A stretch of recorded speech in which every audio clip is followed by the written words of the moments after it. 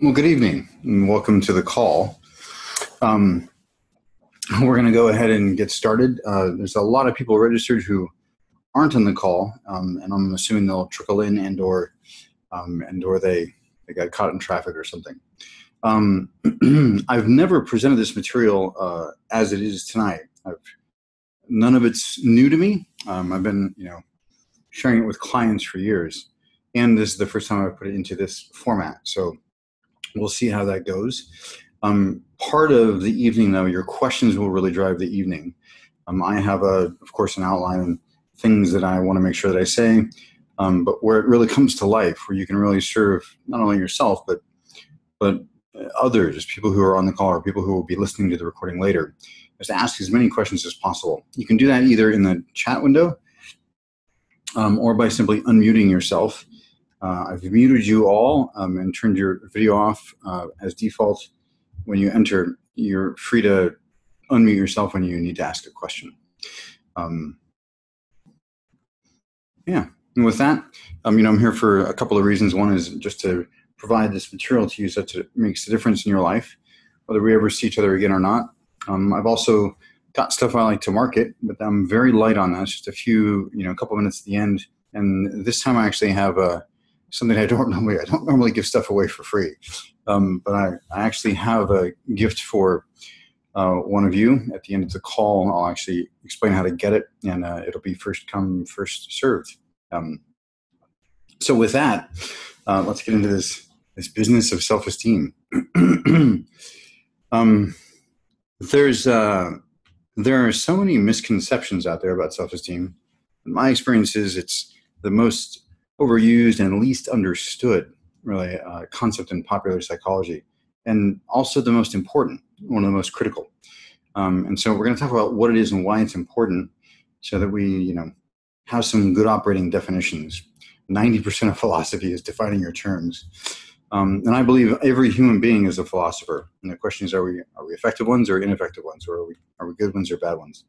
And not just good or bad in terms of whether or not our thoughts serve us, in thinking and doing something, but really what are our organizing principles under which all of our choices are wrapped, or what drives our decisions, or what's revealed through them is another way to unpack that. And you can also reverse engineer your life if you like, construct yourself from the ground up, which is a disorienting experience at first, but then it becomes exhilarating the second time and the third time. So what is it and why is it so important? I found out last night there was actually a California state task force on self-esteem that spent 3 years studying it.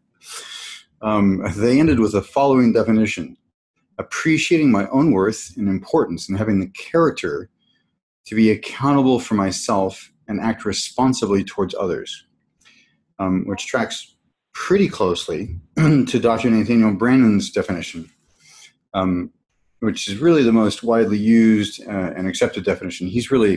I'll borrow heavily from him this evening in terms of definitions and some practices.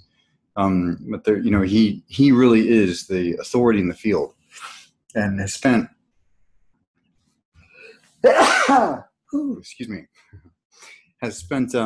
say the last 20 years not really writing anything new except for correcting misconceptions about self-esteem. He lists a whole bunch of them on his website, some really silly ones. I remember my first experience with seeing just something outrageous about self-esteem was 6 or 7 years ago. I was reading a popular psychology journal. I don't think it was Popular Psychology, but it's like Psychology Today or something like that. And there was an article in there that explained why people with high self-esteem made terrible managers and executives. And the premise was that if you had a high self-esteem, you would stay in a bad decision longer because you didn't want to reveal that you'd made a mistake.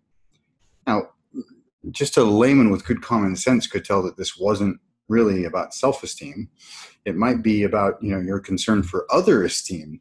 That's not what we're talking about. And unfortunately, that's the easiest way that I've found to summarize most of the misconceptions about self-esteem, is that they aren't self-esteem at all, but they're people's idea of self-esteem that's really other esteem or external validation. So we'll get into all of that. Here's Brandon's actual definition. the disposition to experience oneself as competent to cope with life's challenges and being worthy of happiness.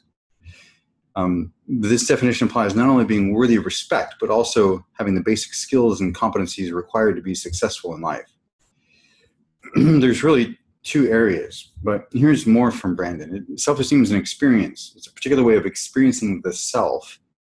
And it's a good deal more than a mere feeling, and this must be stressed. It involves emotional, evaluative, and cognitive components.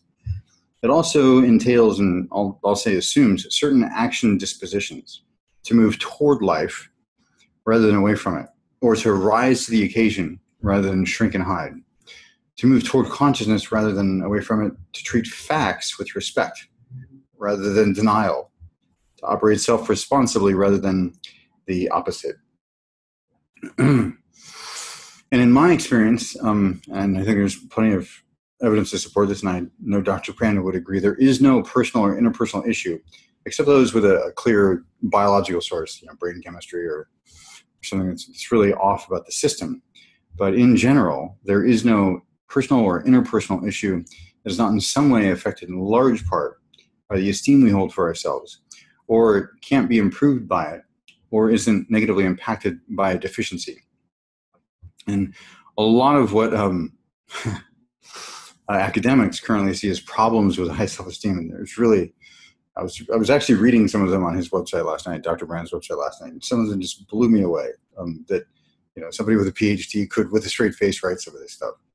Just stunning misconceptions about it.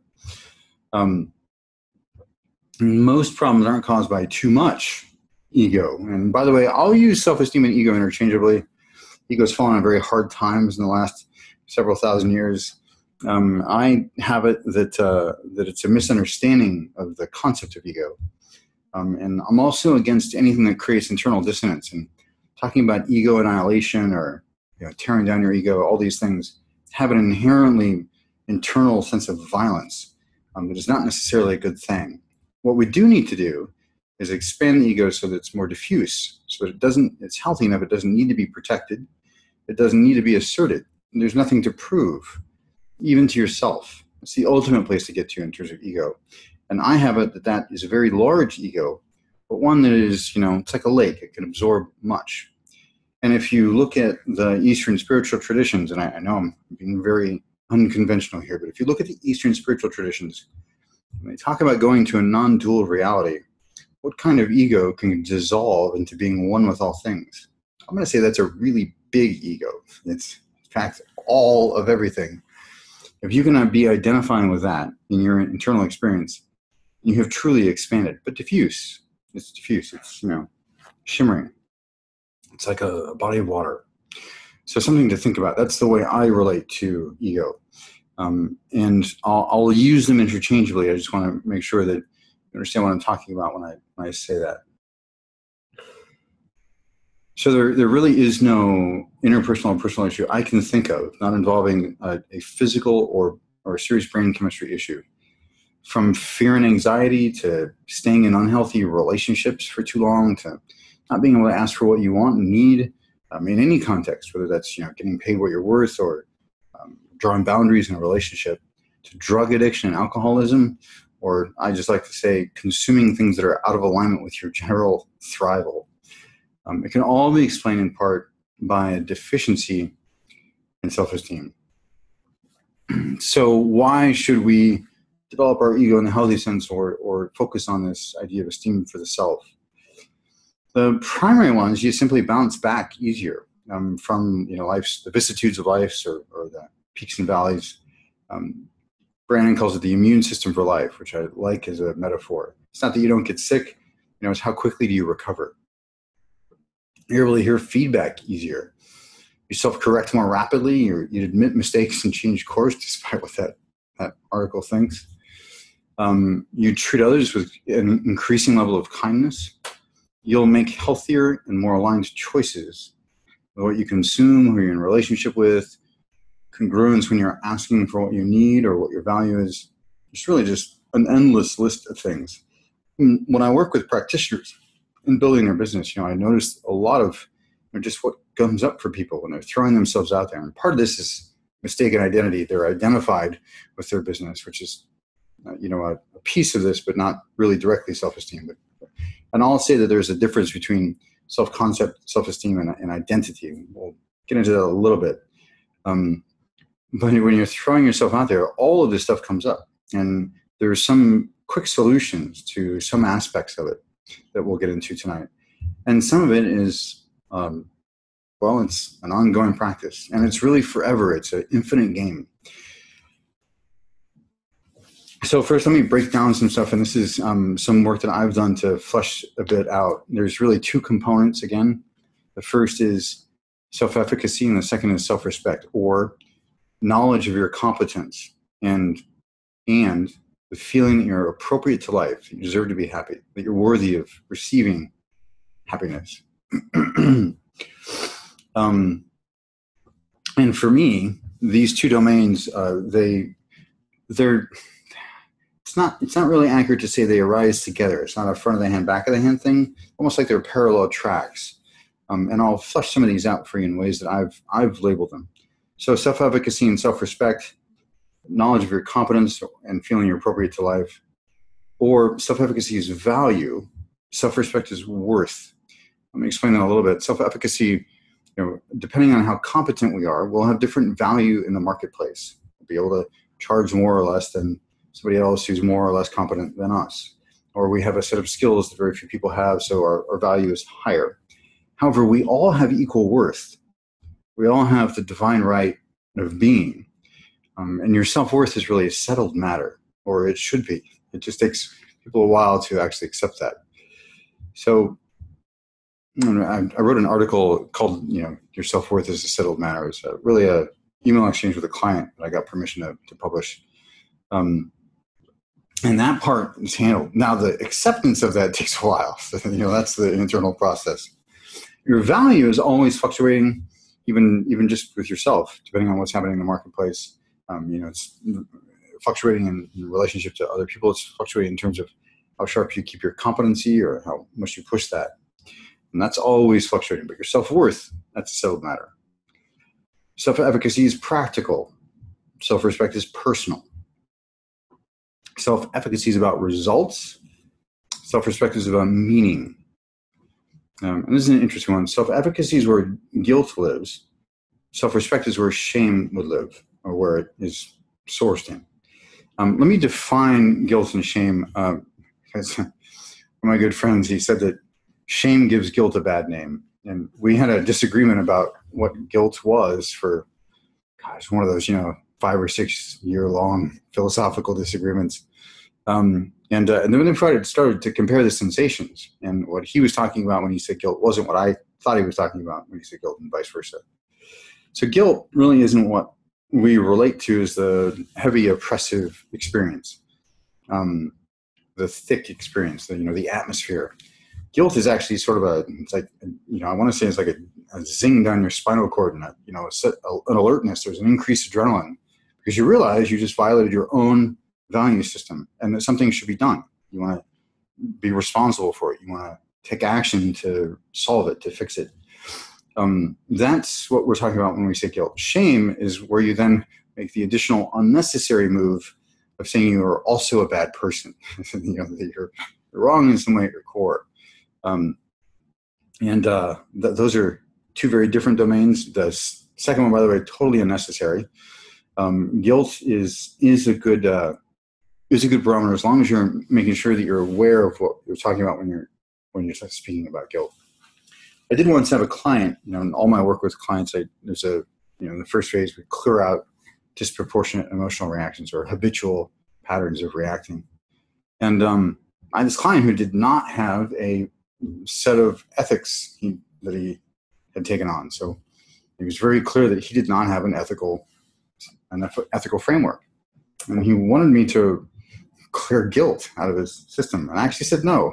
This was the only thing keeping him from, there's some part of him that knew, well, this is right and this is wrong. And that sense of guilt was the only thing actually keeping him in line. People who have a clear moral or ethical code, it's fine to, clear out the disproportionate aspects, but that zing is still going to be present for you. And it's a good thing. It's a good thing. Shame, totally unnecessary. Okay, good. Any questions about this so far before I dive into the next piece, or not? And again, you can feel free to use the chat window and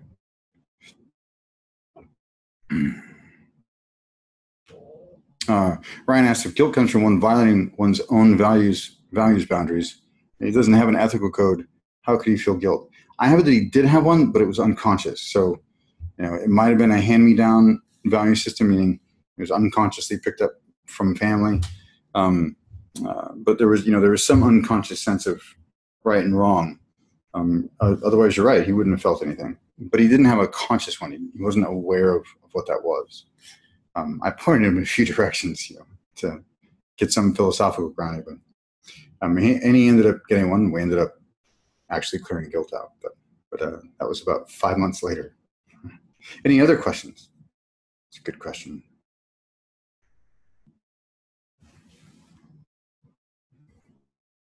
Okay.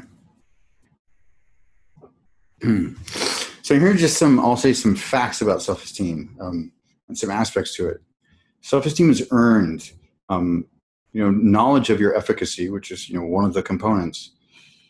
Notice it's not a belief or a hope or an affirmation or a desire. It's knowledge. And that knowledge is acquired through experience. And what it means is you have historical references. Yes, I'm competent at that.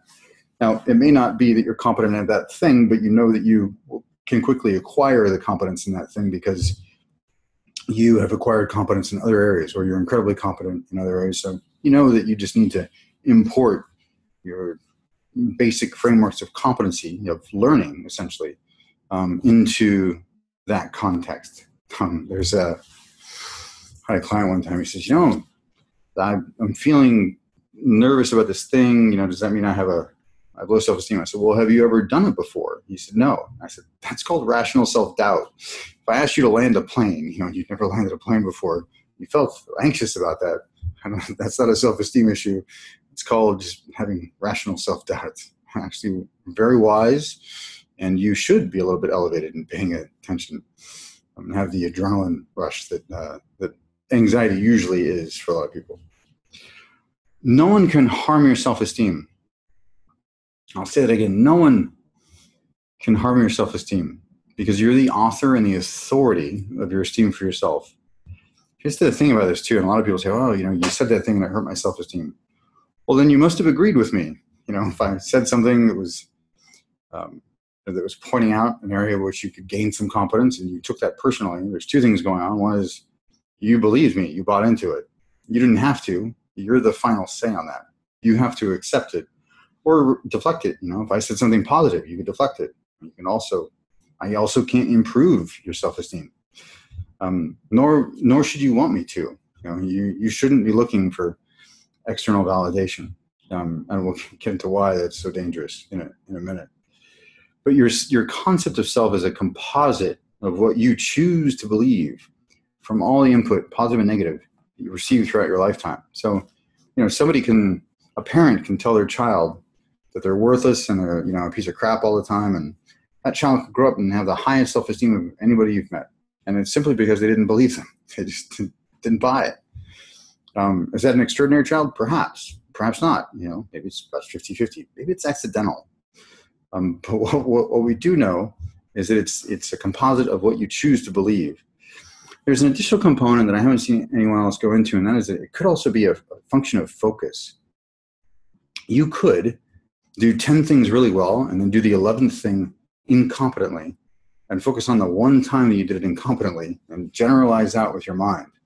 That would be a problem of focus, I'll simply say, because there's 10 other examples that are counterexamples to the incompetent moment. And here's all this competence. So, there's a couple things there. One is just noticing if that's occurring, and even getting some external feedback, some external references for it, which are incredibly useful, as long as you're not used to validate or invalidate yourself. Self-confidence and self-esteem are not the same thing. Self-confidence is how you feel about yourself at any given time. Self-esteem really isn't. Self-esteem is the acceptance, which includes compassion and non-judgmental love for the person who you are, not who you would like to be, or who you're trying to get away from, or but who you are. The full acceptance of that.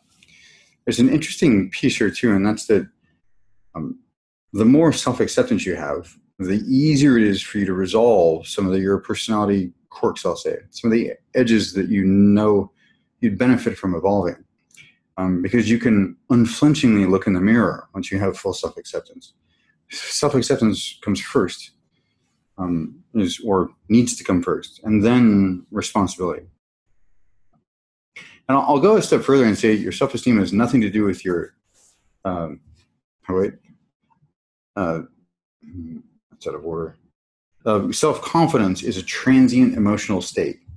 So, comes and goes. It could be depending on what you ate or how much sleep you got, or, just how good you're feeling that day. Completely transient, comes a bit, pleasures you or makes you suffer for a while and then goes away. Where self-esteem is your grounding, or it's your baseline that you're essentially standing on. In that way, self-esteem has no neutral either. And this is something that's really interesting. Anytime you take a volitional act, in other words, an act that requires you to make a choice, to think, to evaluate, and to make a choice, you're either building your self-esteem or you're undermining it, depending on your choice. And choosing to not do something is an act. Now, sometimes choosing to not do something is the appropriate move, and is a wise choice. So it's not simply, are you taking action or not? It's how are your evaluative functions working? And do you trust them? And are you competent to make choices? I think we've all heard of the person who, they get out of a relationship, it's a horrible relationship maybe, and they don't really trust their judgment around choosing a partner. I mean, I run into these people all the time. I experienced it myself after my divorce because I just didn't see any of it coming. Well, how could I have missed all of that? Me, how could I have missed all of that?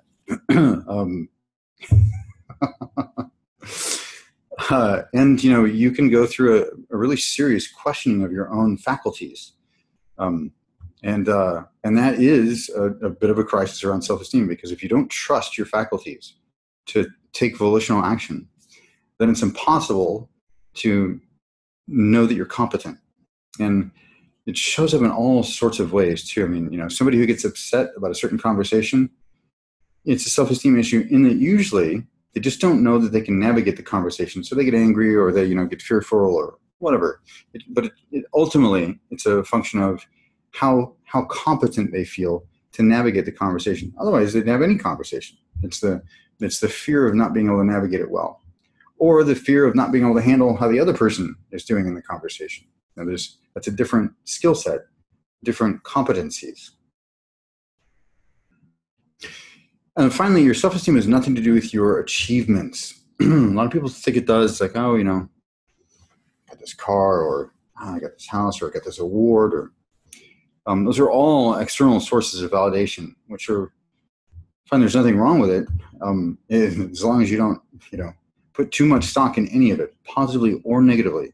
You really want your validation to be internal. However, self-esteem is a function of the collection of internal mechanisms that had those achievements possible or able to occur. The things that had you make the right choices, to believe in your competence, to continue to build competence, to say no to certain things so that you can continue to say yes to what you should say yes to. All of those functions are part of self-esteem. The actual thing that you get, though, out there, absolutely not. And if you put any stock in that in terms of your own worth or your own value, we're just going to label that pseudo self-esteem or other esteem. Either one of those are fine. I use them interchangeably. Usually if it's things, we'll say pseudo self-esteem. If it's someone's opinion, then it's other esteem. And that's simply not what we're talking about. Now, I thought, actually, before I get into this really geeky thing, this is really the most geeky thing all night, and then we'll move on from there. But any questions so far about anything we've covered? Just go ahead and whenever you want, just go ahead and pop something in the chat window, and I'll read at the appropriate time, or you can do it now, or or whatever. So thinking that, really this, when people talk about high self-esteem and low self-esteem, I thought it was really insufficient to discuss what was going on. Now, if we talk about ego development, stages of ego development like Gene Gebser, or moral development, Lawrence Kohlberg, Carol Gilligan, or Dr. Claire Graves, all those models add something to it, stages of increasing wholeness, we could say. Dr. Claire Graves talks about evolution of values being degrees of activation of your nervous system, which I just really like that metaphor. And, it has the benefit of also being accurate. But, I thought, gosh, there's this thing going on about validation and what I'm going to call referencing, which is where you're paying attention for feedback, for results. And I noticed that there were some basic orientations. So here's a 4-quadrant model to add to the whole, pot for self-esteem. This is something that I came up with, so my apologies if it's mind-bending or just confusing. But I thought what you really want to be at, and where you really want to be at, is you want to be internally validated, meaning you don't really care about people's opinions of you from a personal standpoint. However, you're referenced externally. You're paying attention out there because you care very deeply for results. And there's some other orientations that may be familiar to you. If you're internally validated and internally referenced, you're just going to sort of be stepping on toes all the time, bumping into walls. You're not going to understand why, and you're also not really going to care. It's sort of, a bit of an adult with it, socially inept, and doesn't matter to you. Or you could be externally referenced and externally validated, which is really a place of hell. You're paying attention out there for how you should respond and what you should adjust. But your validation's also out there. So whoever likes you at the time is who you're going to gravitate towards and try to please. And it's really just horrible. You're absolutely hamstrung in terms of your own authenticity and self-expression. And then, of course, there's being externally validated but internally referenced, which is, something akin to a sociopath. I don't know what that would be, but it's not effective. You're validated out there. That would be upper right. When you're internal on both, you just only care about yourself. But then there's also externally validated and internally referenced, and that's the person who's sort of bumping into walls, stepping on toes. Now, we're all going to be, nobody's going to be in some corner all the way up in this thing. So, and by the way, it's contextual. So in different contexts, you'll have different senses of your competency and different ability to honor yourself, which is another way to talk about your self-worth and drawing boundaries and those aspects. That's all in that self-worth, personal meaning.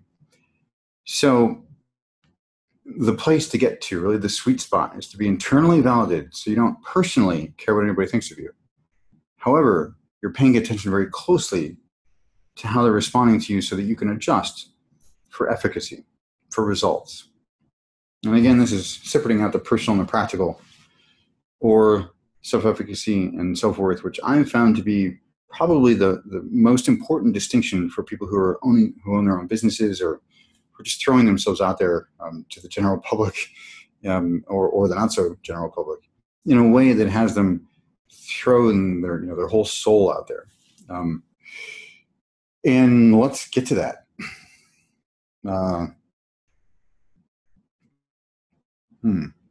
Well, it's not on the slides. I'll do it from memory.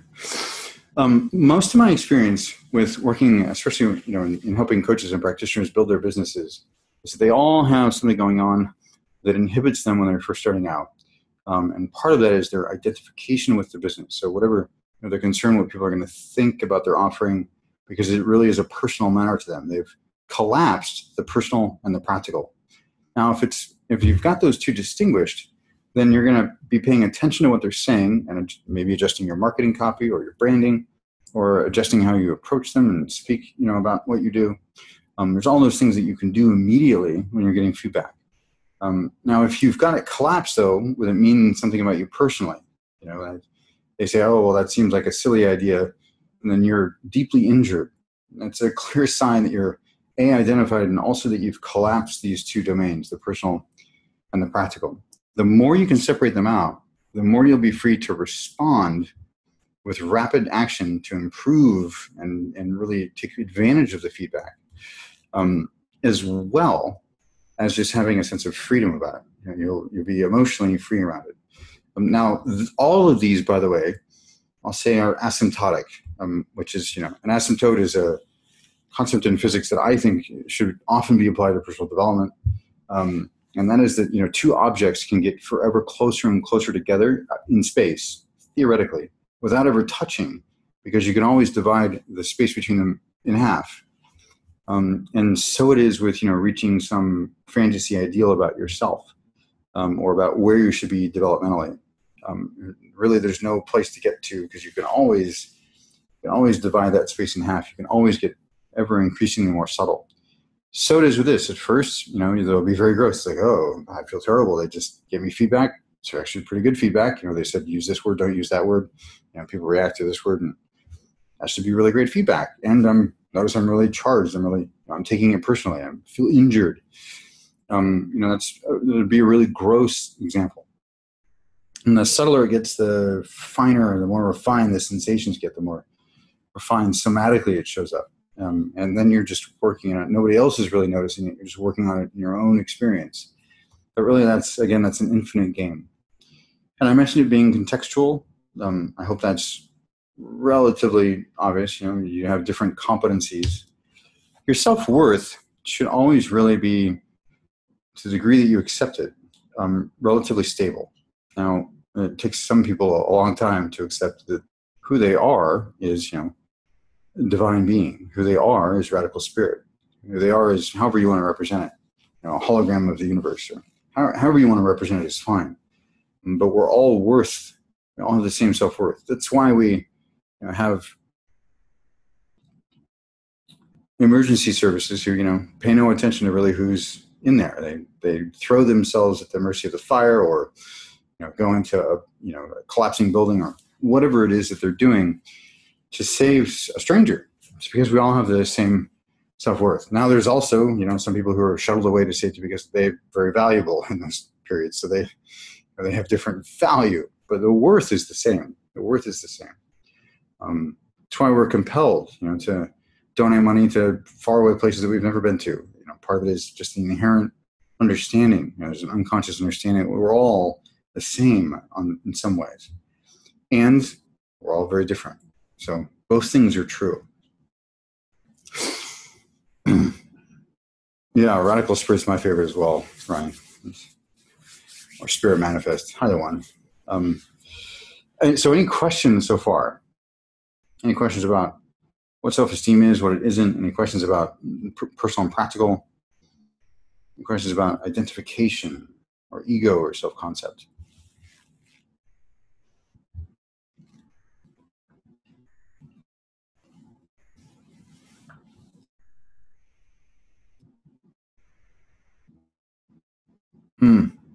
Yes. Somebody says, for some of the traits shared about self-efficacy and self-esteem, it seems like guilt is about doing and shame is about being. Yes, I would say that rings true. Yeah. You could also say that, one's about action, one's about identity. But I like the way you've put it here. Yes, absolutely. And, one's practical and one's personal. Good. Any other questions? Comments, observations, reactions? Snide remarks? Okay. Thanks, Ryan. So let's talk about practices. How do you build self-esteem? How do you expand your ego in the healthy sense so that it can be more diffuse and needs less protection, needs less assertion? I'll say that there's really, if you boil it all down, by the way, Dr. Nathaniel Brennan has some practices, which I'll get to in a minute. For me, there's really two things you want to do. You want to be constantly practicing self-acceptance until it becomes a habit. And, a good example of self-acceptance is you do something really screwed up, like you totally screw something up. You break something very expensive, and you laugh at yourself. That's funny. And, somebody with incredibly low self-acceptance, they would judge themselves, and they would judge themselves for judging themselves, which, by the way, is one of the reasons that you never point out to somebody who you perceive as having low self-esteem, they have low self-esteem. It's really the worst thing you can do. First of all, they probably won't accept it. They'll deflect it. And then they'll go away and beat themselves up for it because they know it's true on some level. And it's just really horrible. You can, with permission, you can point out some actions they might take to get what they want in a situation. But you have to be very cautious when you introduce the concept. When I work with clients, I make sure they don't read. There's a book I recommend on self-esteem by Dr. Brandon, The 6 Pillars of Self-Esteem. And I urge them to not read it right away. I urge them to read it after we're done with phase 1, clearing out the emotional reactions. It goes much easier for them. Otherwise, I get a call and they're beating themselves up for, oh my gosh, I have horrible self-esteem. I'm such a piece of crap. Missing the point. And you want to make sure you're cautious about when you introduce it. And I would just encourage you never to point it out in someone else. It's just wise. You can notice it and take account for it, but I wouldn't point it out to anybody using that language. So greater self-acceptance, just continue to practice it, and it is a practice. And then notice when you fade away, when you don't want to deal with something. And those are the moments you need to increase your engagement. And we can say that's a large part of taking responsibility. I also want to stress, the more we talk about responsibility, and I'll say there's no greater way to build your sense of competence than taking responsibility for something, to increase your responsibilities for it. Even if you aren't successful, even if you realize your shoulders aren't that big, that's fine. That's fine. With enough self-acceptance, you just say, well, my shoulders aren't that big. It's not a big deal. You don't make it mean anything personal about yourself. You stick with the practical, the results, or the evidence. And people who have high self-esteem have a profound relationship to facts, a very easy relationship to facts. Somebody points out something that's true, but is perhaps very challenging for a lot of people to look at themselves. Somebody with high self-esteem will go, yep, that's totally accurate. I have a big flaw there that I'm working on. There isn't a thing about it. Because they don't make it mean something. They don't take it personally. It's about efficacy. And then anytime, by the way, blame and fault, absolutely nothing to do with responsibility. I noticed that a lot of people, they resist taking responsibility because they think they're admitting fault, like it's an insurance claim or something. Or maybe they've dealt with somebody with very, very low levels of ego development. And when they take responsibility for something, the person uses it as an opening to go for the jugular. First of all, I take that under advisement. I notice it, and I may not share, I may not take responsibility as explicitly with that person in the future if they use it when I'm being vulnerable to go for the jugular. It's a personal exercise anyway. It's really for you. Now, if you do it explicitly with somebody, they will feel a sense of freedom and they'll have space and they'll expand into that in different ways. Some ways they'll expand, accusatory, and some will expand by also taking responsibility. But they'll take up more space because when you take responsibility, you are expanding yourself, but you're providing more ground for them in a way. They'll get grace. You take responsibility, and especially when you don't have to, especially when it's not your fault. That's where the real extra credit is in terms of building your self-esteem. When it's actually someone else's fault, but you're taking responsibility for where you could do something differently in the future, or put some structures in place, or just having what's to be done and going into action about it. It's easy to do that when it's your fault. Much more challenging and therefore much more rewarding to do it when it's the other person's fault. They'll get grace, meaning they experience unmerited mercy. They don't deserve it, but you don't do it for them. You're doing it for you because you're building your ego in a healthy sense every time you take responsibility. So it's a personal matter, which also means you don't have to do it out loud. It can be very beneficial to relationships if people are at a high enough level of development to at least appreciate what you're doing. They don't have to respond in kind. In fact, I would encourage you to never expect anybody to take responsibility after you've taken responsibility. If you take responsibility and you're like, so, no, you're just always going to be disappointed. So just, let go of that. It really is a personal matter. And then the third thing would be to be vigilant about the personal versus the practical, noticing when you're collapsing them, noticing when you're taking something personal that shouldn't be personal at all. Even if they said that's a ugly outfit, it's horrible. It's, oh, okay, great. Can you educate me around proper color alignment or something? There's still oh wow, my light just went out. There's still there's still a practical place that you can go with that. It doesn't have to mean anything about you personally. It doesn't have to mean that you're a horrible person or that you're never going to X, Y, or Z. And the fourth one I would say is always be mindful about developing greater competencies. Nathaniel Brand talks about it just being so critical because in our environment, in the Western world, if you're not developing competencies, you're going to have a lot of difficulty with change as it comes. And change in our economy is rapid and often unpredictable.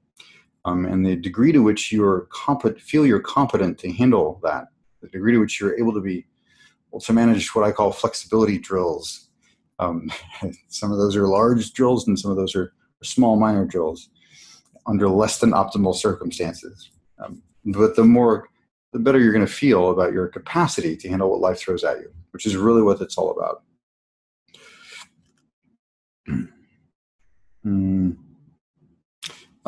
Maya, so if a level of guilt is okay, and keeps okay in quotes, and keeps us in check, how far do you come back from guilt before you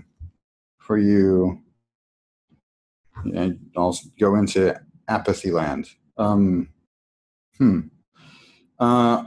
The short answer is I don't know. Could you clarify? I'm not quite sure I understand your question.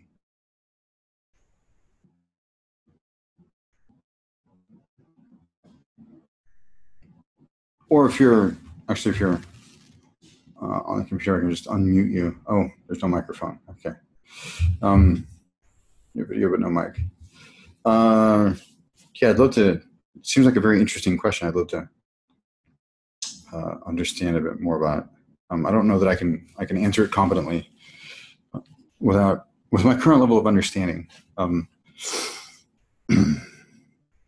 you come back from guilt before you empathy line. Yeah, okay.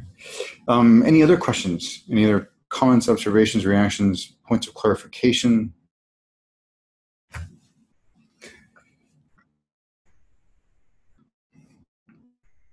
Thank you. It took me a while to come to that definition of grace.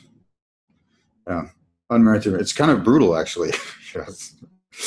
Unmerited mercy. It's really a brutal definition and totally accurate. Okay, yeah. Trying to rid yourself of guilt, but been accused at times of being too apathetic. And the guilt you use as motivation, is that part of what's going on? It's part of your motivational structure?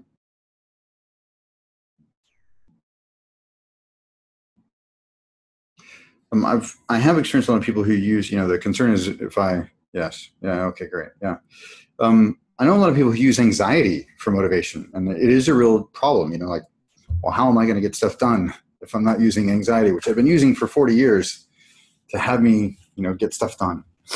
There's a more complicated internal structure that goes on there, and it really does involve switching your fundamental motivational metaprogram. Now, you've probably heard, some people are motivated away from pain and some people are motivated towards pleasure. It's been around for, 2,500 years, I think. Some would say it's Aristotelian. And, I have it that you have choice around that. I don't think it's hardwired. And you can change it over time. So part of it would be about moving towards a vision, something that's so compelling for you, a compelling enough future that you wouldn't be apathetic, that you'd wake up and take action. You'd be happy about waking up in the morning and taking whatever actions you needed to take to make sure that, that vision becomes a reality. The other way of going about it is, deadlines and guilt and anxiety and all of those things. I don't really have an opinion about which one's more effective. I do think there are certain downsides, though, to the chemicals that are released. There's a chemical set that's released with every emotion you experience. Emotions like anger, guilt, shame, they have biological effects that I think are less than optimal. There's a wonderful book by Candace Pert. I think she's a microbiologist, she's a scientist. And she wrote a book called The Molecules of Emotion.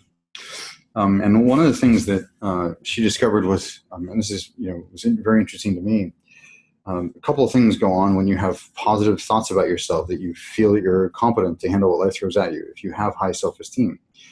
And that is that there's something that gets in the way of HIV attaching to the receptor sites in your CD4 cells. Essentially, people with high self-esteem will be less inclined to deteriorate as quickly because they have high self-esteem, because of the chemical sets that are released, the peptides that are released. And the thing that is true for any emotion. There are certain chemical sets that are released, and they have biological impacts at the cellular level. They can't be overlooked. So I generally, it's one of the reasons I refuse to use fear or anything around fear, anxiety, bad futures for people in my sales process, especially when I'm just against it. It took me a while to create a sales system that was as effective, or more effective, I think, than the old school ones, that leveraged those futures. But it's entirely possible, and I did it because I didn't. There's enough pain in the world already. I think that we should be decreasing it rather than increasing it. Have I answered your question, Malia?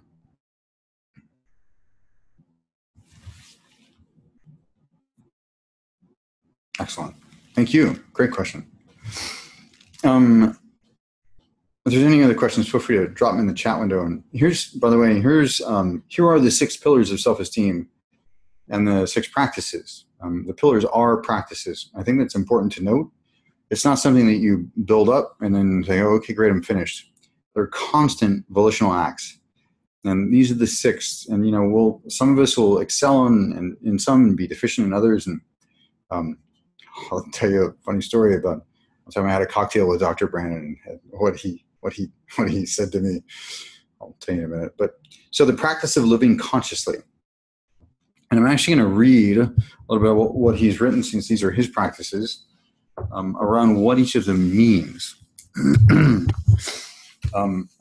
The practice of living consciously, the practice of self-acceptance, the practice of self-responsibility, the practice of self-assertiveness, and the practice of living purposefully, the practice of personal integrity. So in reverse order, the practice of integrity entails congruence between what we know, what we profess, and what we do. You can think about it as a Venn diagram, the actions you take, what you know to be true internally, and what you say out in the world, people should do. To the degree to which those things converge, in Dr. Brandon's model, that's the degree to which you have integrity, personal integrity. The practice of living purposefully. So again, to stress that it's a practice and not a static thing. Everybody's out of alignment to some degree. Like there's something we know we should do and we're not necessarily, or maybe something we said, but then that one time we acted out of alignment with that.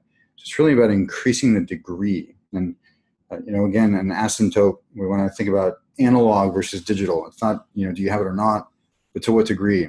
And also, by the way, that's an orientation I encourage you to take on in all of your explorations within yourself about some aspect you need to develop. It's not, do you have it or not? It's to what degree and, how are you progressing? And while I'm thinking about it, everybody knows, and, especially in this conversation about self-esteem, that it's sort of silly to compare yourself to someone else. And, either applaud yourself because you're more effective than them, or to beat yourself up because they're more effective than you, or shame yourself, or whatever it is that you do. Most of us know that that's kind of silly. You can use those people as guiding lights or models, to strive towards, but not as whipping posts.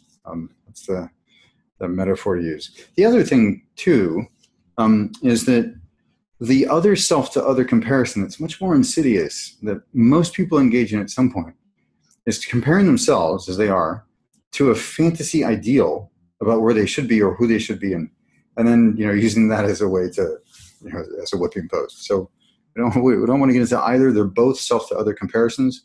One is just one that you've invented from scratch and said, well, this is true, and it's of course an invention of yours. So we want to stay away from that.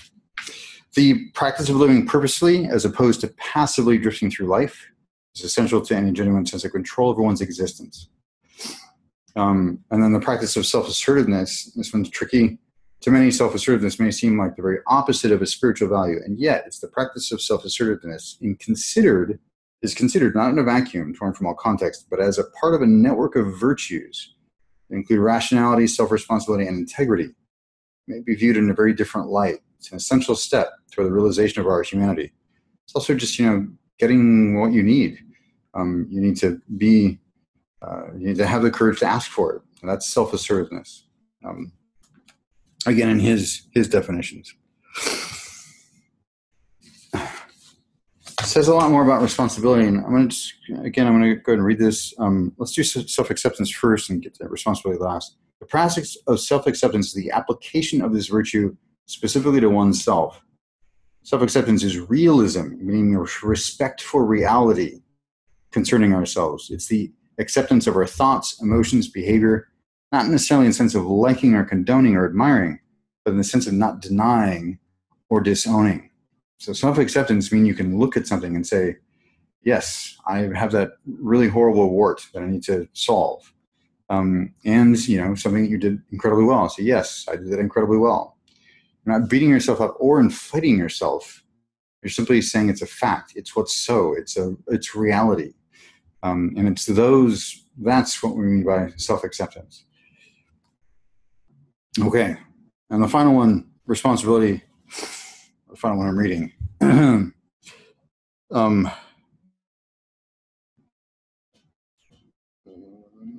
In understanding the practice of self-responsibility, let us begin with the observation that the natural development of human being is from dependence to independence, from helplessness to increasing efficacy, from non-responsibility to personal accountability. Self-responsibility means that we recognize first that we are the author of our choices and actions, and second, that we are responsible for our life and our well-being and for the attainment of our desires. And third, that if we wish to gain value from others, we must offer value in exchange. No one exists merely to take care of us. No other human being is our property. That gets into, if you're dangerously close to political conversations there, but it can be asserted that anytime you expect someone else to pay for something that you're expecting them to be your property. It's an interesting way to look at it. But setting that aside, what's important is that you understand that you are responsible for your life, that you've created your life. Now, we don't want to confuse this with everything's your fault. That tree that fell and hit your house, I created that, I'm responsible for that. Again, that's a fault or blame conversation. It really is you saying, well, it's my house. What needs to be done now to solve that issue? I had a client who we were going over these practices, and she came to me troubled the next week and said, well, gosh, if my son ran out into the street and got hit by a car, did I create that somehow? I think she was also listening to Abraham Hicks at the same time. And so some of these got confused, with the law of attraction with, taking responsibility. And simply said those are two very different things. It would depend, what actions could you take? Were you holding his hand? Were you, had you warned him about traffic before and, those things? But it's not your fault, but it is your responsibility. Sometimes it's the other way around, but we can always take responsibility. That's the interesting thing about responsibility. We can always, always, always take some responsibility somewhere for everything that we're experiencing in our life as it relates to business, to our interactions, to a lot of times I get somebody asking me how business is, and I say, well, my business is always exactly how I'm doing, or really it's more accurate to say that my business is doing however I was doing a month ago or something like that, or my business is going to be doing in 2 months how I am right now, but seasons, vacation months, I don't actually factor any of that in, even if it's true, partly because of the access to power it gives you. But I put a piece out a while back for solopreneurs a few years ago. And it started out very boldly by saying, you are responsible for all the results in your business to date, and your life is the sum total of your choices. And the degree to which you accept that or reject that statement is the degree to which you'll have power and have self-esteem in that context. It's very confronting for people, you know. The sad thing is it doesn't matter if we agree with it or not. We are, in fact, responsible for all of our choices, and we are, in fact, responsible for the state of our life. Even if, you know, some horrible circumstances occurred, you still want to have the orientation that there's something that you can do and that can be done. And you should be curious about what that is so that you can meet life rather than shrink from it, so that you can increase your resources rather than diminish them. Because that very choice, that volitional act, which you may not be paying attention too much to, is the first step in increasing or decreasing your esteem for yourself, or strengthening or weakening your immune system for life. Ryan's reminding me to get to the cocktail story. So I had a mentor who said, you know, what can I do for you? Anything I'll do anything for you. And you know, who do you want to meet is the part he was focusing on, or what connections do you want to build? And I was young. I didn't really understand at the time just how much was being offered to me. I was 25. But I said, you know, well, I'd love to meet, you know, Dr. Nathaniel Brannon. And so this friend and mentor of mine wrote Dr. Brannon a letter, and we ended up having lunch. And I got to ask him all these questions. We had lunch at the City Club here in San Francisco. Sort of a formal affair, but, you know, I got to really pump him for information. But my friend Mark really wanted to meet him, and, you know, Mark had considered him a sort of distance metaphor for longer than I knew about him. So he was teaching at the Learning Annex, Dr. Brannon was. And so, you know, we got a couple tickets and asked him if he'd be willing to have a cocktail with us. And he goes, well, I always have one screwdriver after I give a presentation. I said, okay, great. You know, screwdriver's on me. And well, Mark will hear about this or not. So I don't think I've ever expressed this characterization of Mark before. Mark was nervous as like a little girl at homecoming or something. You know, he's blushing and dropping stuff. You know, he's talking to Brannon. And I was sort of just chilled, and I was letting Mark have his experience with Dr. Brannon. And Dr. Brannon finished his one cocktail, and he sets it down. You know, he completed his conversation with Mark, and he looks at me and he goes, Jason, you need to work on your self-assertiveness. I'll give you one more chance. He got up and left. And I did. I looked at that. Anyway, he did it very good-naturedly, by the way. It seemed like an uncle. I mean, sternly, but, you know, but good-naturedly. Anyway, great guy. You know, both experiences with him were fantastic. And getting up there. I think he's in his 80s now. So, any other questions or comments about any questions about self-esteem, what it is, how to build it, what it isn't?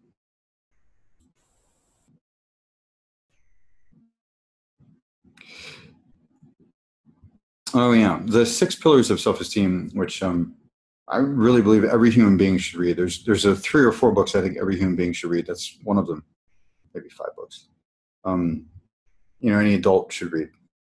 And it is the 6 pillars of self-esteem. I think the last edition was put out in the 90s. It's an excellent book. It's also available on audio, read by the author. For some of you, that may be great. For some of you, it may not be. I know I've had both experiences with it. The first time his voice is terrible. I can't stand the way. And then the second or third time I listened to it, I thought it was, you know, really endearing and built a different relationship to the material. I recommend getting both anytime you do that, partly so that you can mark the book up or, you know, have the physical experience of it. But the audio is very useful, especially if you drive. But it's just a fantastic book. There's lots of practices in it. He does a lot of work around sentence stem exercises, which you can take on or not. But the basic concepts, especially that first chapter, just, you know, really mind-blowing for a lot of people and really profound, I think, to really to look at it. Definitely one of the best nonfiction books I've ever read. Thank you, Brian. What are the steps you would recommend to not be affected by what feels like rejection from potential romantic partner? This is a great one. Yeah. Yes. So anytime you feel rejection, even if they have in fact rejected you, you don't actually need to feel rejection. And let me explain that. There's functional fit, like it's a fit or not. And people have all sorts of criteria. People, you know, like I have a height criteria. I can't date a woman over 5'5" for certain reasons. It's just a thing, and it seems to be hardwired to my body. So I don't question it, but I've had women who are 5'8" say something, and I say, well, I'm sorry, I've got this thing, and they get all red in the face and get angry. Others just think it's a strange curiosity, and others shrug. But the rejection or not is about you making it mean something about you, and it could be that you make it mean, that you're unlovable, or that you're never going to find a partner, or who knows what you could be making it mean. But I really focus on fit. And people have all sorts of criteria, and most of them don't reveal their criteria. Some of us are just honest and open about it. Other people aren't, because of their own esteem issues. They don't, they're afraid to tell the truth because they don't want to hurt your feelings, because then you might not like them, even though they don't want to be around you. It's a very strange thing, having underdeveloped esteem for yourself. So first, I would just make sure you're separating out the personal and the practical. Personal is it means something about you. Practical is it's just not a fit. By the way, that's often the way I speak to somebody who I've decided I don't want to, go on a second date with, or a third date is it just doesn't feel like a fit. And if they ask why, you just stick to, well, it's just not a fit. You don't want to get into reasons, because then, they have all sorts of strange responses to that. You just leave it as vague as possible. But those two things, notice what you're making it mean. And you could just do a sentence stem exercise, and the stem, the sentence fragment, and you're going to fill in the blank, is, when somebody rejects me, it means blank. Or, when somebody decides not to continue dating with me in the romantic context, it means blank. And just fill that in as many times as possible. Do a stream of consciousness and find out, uncover some of those beliefs that are formed in those situations. You'll find some very interesting information there, I imagine. But the other one, as always, separate the personal and the practical. That it doesn't actually mean anything about you at all. In fact, usually it means something about them. The other thing, I have done, although this gets mixed results, is just ask for feedback. I'm like, hey, great, I get that you're not interested, but for the next date, is there something you would recommend I adjust? Or people usually think that's weird. I think it's great. It's just good personal, it's good practical feedback. You have that freedom because it doesn't mean anything about you, and people's preferences are far-ranging. So. I think that answers your question. And the other thing, too, is just know that the degree to which you're externally validated is the degree to which that's going to affect you, and period. So if you're putting your worth out there, like their opinion of you is what you're worth, then you're in real trouble. Some could say that that's, about as close to you get as a clean definition of another overly used concept, which is codependence. And that is that you're perceiving your value through their opinion of you. So if they don't like you, then you're unlikable, or you don't like yourself, and so it's just something else to pay attention to. You really want to bring that internally. You want to bring that validation internally.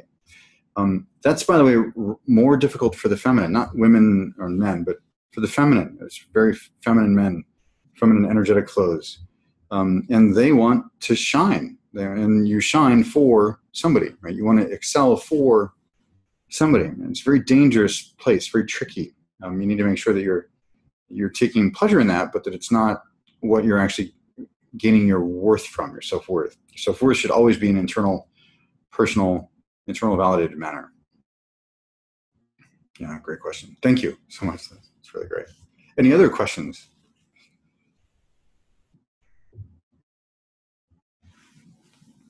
Okay. I don't ever give out free sessions. I do give a complimentary exploratory session, but there's no actual work done in that session. That's a 2-hour thing where we're deciding if we're going to work together or not. For those of you who stayed on the call, though, I am going to offer a free session for the first one that emails me through this link. And let me put it in the chat window for y'all. It'll be a 45-minute session. It'll be free to you, and it will be all about solving some issue. And of course, you get to experience my work, and we may end up working together, or we may not. But it really is about just thanking you for allowing me the opportunity to contribute to you. And I may never do it again, or I might start doing this ongoingly. Who knows? We'll see how it goes. But if there are no other questions, I will thank you. You can click on that link. First email gets the session. That's what I'll say about that. So with that, have a great night. And again, thank you for allowing me the opportunity to contribute to you.